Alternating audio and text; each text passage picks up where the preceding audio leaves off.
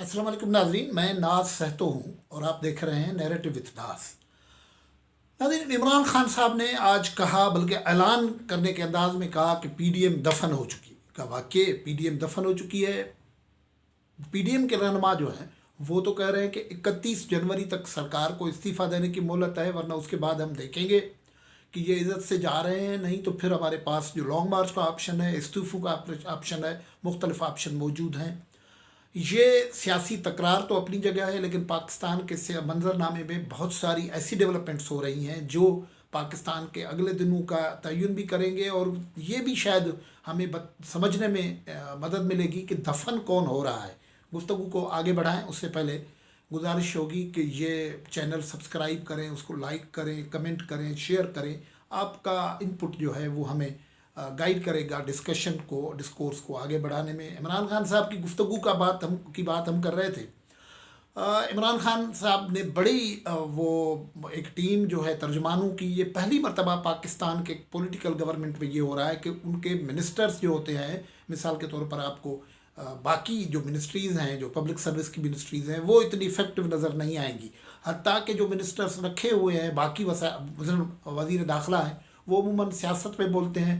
वो सूरत हाल ये है कि पाकिस्तान में जो ऐसे वाक़यात हो रहा है जिससे पाकिस्तान में गवर्नमेंट दफन होते जा रही है। मिसाल के तौर पर जो मच्छ में वाक़या हुआ है वो कोई छोटा वाक़या नहीं है। अब तो उनके लवाहकीन ने लाशों की तदफीन करने से इनकार कर दिया है, और ये आप नज़र में रखें 2013 में जो कुछ हज़ारा कम्युनिटी के साथ हुआ था वो बहुत ही दर्दनाक था, पाकिस्तान के लिए रुसवाई का सबब था, पाकिस्तान के लिए बहुत मुश्किलात बढ़ी, लेकिन वो दर्दनाक भी था, अजियतनाक भी था। और उसके बाद जो है हज़ारा कम्युनिटी के लोगों ने तदफीन नहीं करी थी और उसके बाद लाश रख के धरना दे दिया था। आज भी कोयटा के बाईपास पे वही रात गए तक वो धरना चल रहा था।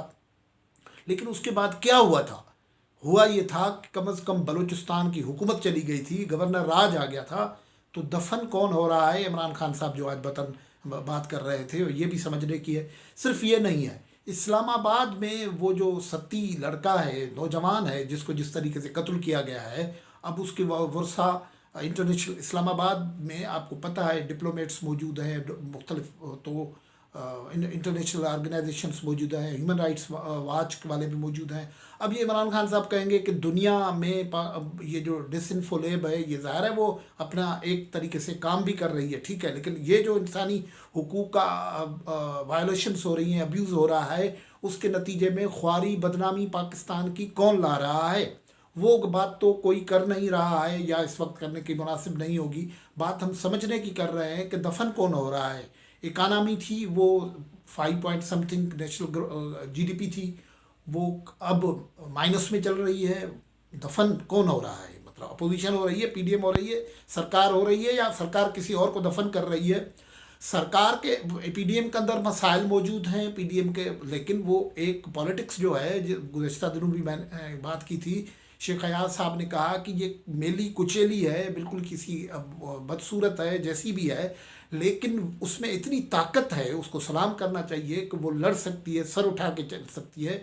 जो सियासत अवाम के वोट से, अवाम की ताकत से की जाए, लेकिन ये जो मालात से, बैकडोर से, डोरियन से पॉलिटिक्स होती है, तो उसमें फिर फैसले ऐसे होते हैं और निज़ाम ऐसा होता है कि वो हर जगह कोलेप्स नज़र आता है। अब वो शेख रशीद साहब पहले तो यहाँ बयान दे रहे थे, अब वो उधर कोयटा जाने की बात तो कर रहे हैं, शायद पहुँच भी गए हों, लेकिन क्या हज़ारा बरादरी को इनके पास जब लोग पहुँचेंगे, सरकारी वज़ीर पहुँचेंगे, तो क्या उनके बंदे वापस आ जाएंगे?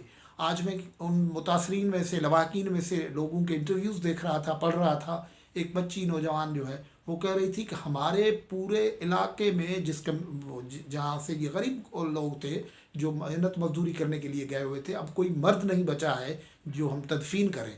ये तो सवाल ये होता है कि दफन कौन हो रहा है? और फिर एक दो इम्पॉर्टेंट डेवलपमेंट हो रही हैं। वो डेवलपमेंट्स ये हो रही हैं कि सुप्रीम कोर्ट में ये जो पीर का दिन था, गुज़श्ता दिन जो गुज़रा है, उसमें वो प्रेसिडेंशियल रेफरेंस जो है 2021 का पहला सदाती रेफरेंस जो है उसकी समाअत हुई है।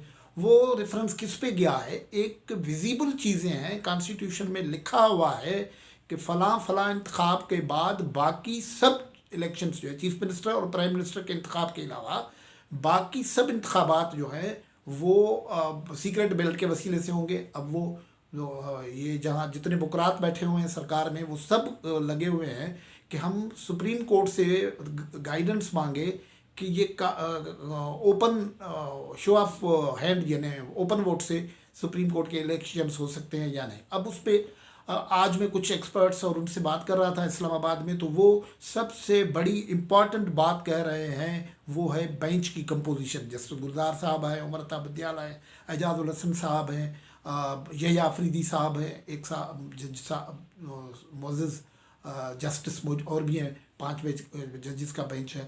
وہ کہہ رہے ہیں کہ اس کی کمپوزیشن جو ہے وہ امپورٹنٹ ہے. اس قسم کے معاملات میں کمپوزیشن اہم ہوتی ہے. لیکن آج اس کی مینٹینیبلٹی پہ جسٹس یحییٰ آفریدی صاحب نے جو سوال اٹھایا تھا وہ ٹیک ہوا یا نہیں ہوا. اس وقت تو کہتے ہیں کہ نہیں ہوا ہے، اور یہ اس لیے کافی امپورٹنٹ ہو گیا ہے. لیکن یہ بھی کہہ رہے تھے ایک امپورٹنٹ بات جو ایکسپرٹس کہہ رہے ہیں کہ ایسے قانونی ماہرین جو عموماً کوٹ اینڈ کوٹ اصلت وڈی سرکار کا لائن لیتے ہیں وہ اس مرتبہ اس لائن پہ نہیں تھے. اب دیکھیں کہ اس کے نتیجے میں کیا ہوتا ہے. اب صورتحال یہ ہوگی کہ اگر یہ ریفرنس ان کی خواہش کے مطابق گائیڈنس ان کو مل جاتی ہے کہ ہاں اوپن ووٹ سے کروا لیں تو پھر کہیں گے ہم جیت گئے، اور پھر اگر ان کو نہیں ہوتے تو کہیں گے کہ ہم نے وہ عدالت کا فیصلہ قبول کیا. لیکن امپورٹنٹ بات یہ ہے کہ یہ فیصلہ یہ کانسٹیٹیوشن میں امینڈمنٹ کرنے کی بات ہو رہی ہے. اب یہ وکیل بھی جائیں گے اگر یہ فیصلہ ہے یہ فیصلہ ہو کیوں رہا ہے، یہ گائیڈنس کی ضرورت کیوں پڑی ہے. کیونکہ پرابلم یہ ہے کہ پی ٹی آئی کے اندر ایک بغاوت ہے. عمران خان صاحب جن لوگوں کو سینیٹرز بنانا چاہتے ہیں وہ مسلم لیگ کے اپنا پی ٹی آئی کے ایم پی ایز خاص طور پر جو ہیں وہ ان کو ووٹ نہیں دینا چاہتے ہیں. وہ کیسے ووٹ دیں؟ ظاہر عمران خان صاحب نے جو ڈیولپمنٹ اسکیمز ہیں وہ نہیں دی ہیں. پھر ایم پی ایز تو چھوڑے، منسٹرز کو ٹائم نہیں ملتا ہے عمران خان صاحب سے ملنے کے لیے. تو یہ پالیٹکس تو کچھ ایک پوری ایکٹیویٹی کا نام ہے. وہ اس ساری ایکٹیویٹی سے کٹ کے آپ آنیا جانیا اور یہ ترجمان جو ہیں جو ان الیکٹڈ ترجمان ہیں ان کو لا کے رکھیں گے اور ان کے لیے یہ سارے کانسٹیٹیوشن کو تبدیل کریں گے، ریفرنس کروائیں گے، تو اس سے بڑے مسئلہ ہوگا. اب وہ چاہتے ہیں شہزاد اکبر، جسٹس عبدالحفیظ شیخ صاحب اور اس قسم کے دوسرے جو ٹیکنوکریٹس آئے ہوئے ہیں ان کو سینیٹ بنوائیں، اور وہ جو ایم پی ایز ہیں انہوں نے اپنے کینڈیڈیٹس بنائے ہوئے ہیں. یہ ایک معاملہ ہے. یہ اس میں بغاوت بھی ہو سکتی ہے اور عمران خان کے لیے ٹف ٹائم بھی ہو سکتا ہے. اور پی ڈی ایم نے ایک اور جو کام کیا ہے جو وہ خان صاحب کے خواہش کے بالکل ہی الٹ ہو گیا ہے، متضاد ہو گیا ہے. خان صاحب کا اندازہ یہ تھا، اس نے پوری پالیٹکس اس پہ ڈیزائن کی ہوئی تھی کہ پی ڈی ایم سینیٹ کے الیکشن نہیں لڑے گا، میدان کھلا ملے گا. لیکن ہوا یہ ہے کہ پی ڈی ایم کھڑا ہو گیا ہے. پی ڈی ایم کھڑا ہو گیا تو ضمنی الیکشنز ہو رہے ہیں سندھ میں. تو ظاہر ہے جو صورتحال نظر آ رہی ہے جتنے ضمنی الیکشن ہیں وہ ان میں اپوزیشن کے لوگ الیکٹ ہونے کے بڑے چانسز ہیں. دیکھیں کیا ہوتا ہے، یہ ہم ابھی نہیں کہتے. تو اس سے ان کا تعداد اور 8 اگر ریٹائر ہوں گے تو 9 نہ آ جائے. ایک مسئلہ تو یہ بھی ہوگا.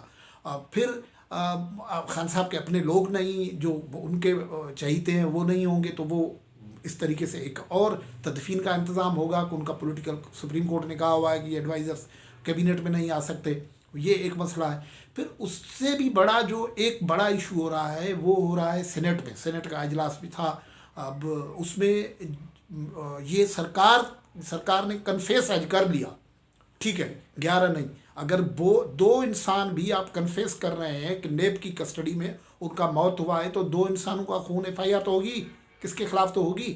یہ اور وہ جو سلیم مانڈوی والا اور دوسرے سینیٹرز نے جو اعداد و شمار دیے ہیں وہ تو 12 آدمیوں کے دیے ہیں. اور کئی لوگ اس میں پبلک ہیئرنگ وہ کہہ رہے ہیں کہ کمیٹی ہول ممبرز کی کمیٹی بنائی جائے، اس میں پبلک کو بھی مدعو کیا جائے. وہ پبلک کو ابھی تک تو مدعو نہیں کر رہے ہیں. تو ایک ایسا پولیٹیکل انوائرمنٹ بن رہا ہے جس میں پی ڈی ایم کے لیے مشکلات اپنی قسم کی ہیں.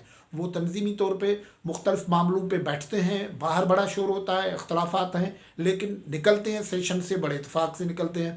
تو یہ ظاہر ہے کافی سرکار کے لیے پریشانی کی بات ہو جاتی ہوگی.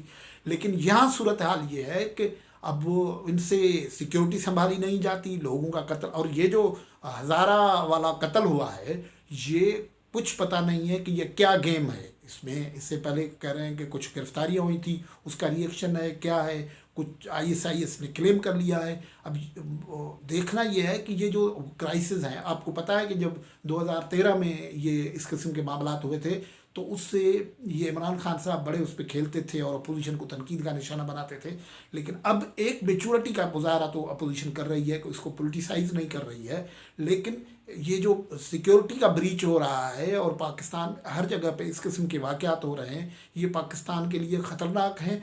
और ये सोचने पे मजबूर कहें कि दफन कौन हो रहा है। अपोजिशन तो अपने जलसे जुलूस मुजाहरे जारी रखी हुई है, सरकार कहीं नज़र नहीं आ रही है, तो दफन कौन हो गया, ये सवाल है जो छोड़े हम जा रहे हैं। अल्लाह हाफ़िज़।